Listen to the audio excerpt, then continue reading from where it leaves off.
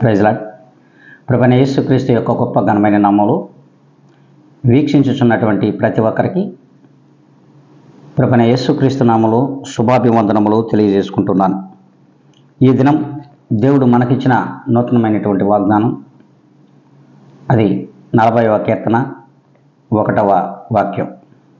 యెహోవా కొరకు నేను సహనముతో కనిపెట్టుకుంటుని, ఆయన నాకు చెవియొగ్గి నా మొర ఆలకించెను.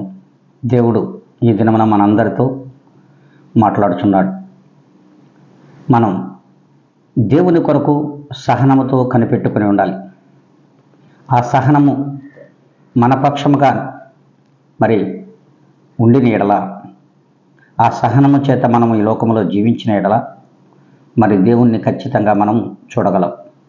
ఆ దేవుని యొక్క మార్గంలో మనం జీవించగలం. ఆ రీతిగా మనం ఉన్నామా ఈ లోకంలో?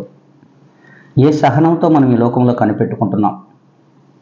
లోకం వైపు, మరి అలాగే లోక ఆశల వైపు మరి వెంపర్లాడుతూ సహనము చేత కనిపెట్టుచున్నామే కానీ, ఆ దేవునికి ఇష్టమైన వారిగా, ఆయన యందు విశ్వాసం ఉంచిన వారిగా, ఆయన యందు నమ్మకం ఉంచిన వారిగా, ఆయన వారసులైన నీతివంతుల వారిగా మనం ఏ దినమున నివసించున్నాం? నీ సహనమే నిన్ను రక్షిస్తుంది అంటున్నాడు దేవుడు. ఆ సహనం మనలో ఉన్న ఎడల ఆయన మన యొక్క ప్రార్థనకు చెవియొగ్గి మన మొరకు సమాధానమును దయచేయగలిగిన దేవుడు కనుక ఆ రీతిగా ఈ లోకంలో జీవించుతూ ఆయన్ని వెంబడిస్తున్న ఎడల ఖచ్చితంగా మనల్ని మన ప్రార్థనకు దేవుడు చెవియొగ్గుతాడు. మరి ఇలా ఉండాలని, మరి ఈ రీతిగా దేవునిలో సహనము కలిగి జీవించాలని ఉన్నట్లయితే అందరూ తలలు వంచి ప్రభు యొక్క ప్రార్థనలో ఏకీభవించాలని ప్రభు పేరట అందరికీ కూడా విన్నవించుకుంటూ ఉన్నారు. మరి ఆ ప్రార్థనలో మనం ఈ దినం ఉందామా? ఉన్నట్లయితే అందరూ తలలు వంచండి, కళ్ళు మూసుకోనండి. పరిశుద్ధాత్మ దేవుడా, పరిపూర్ణమైన మా తండ్రి, మీ పాదములకు వందనములు.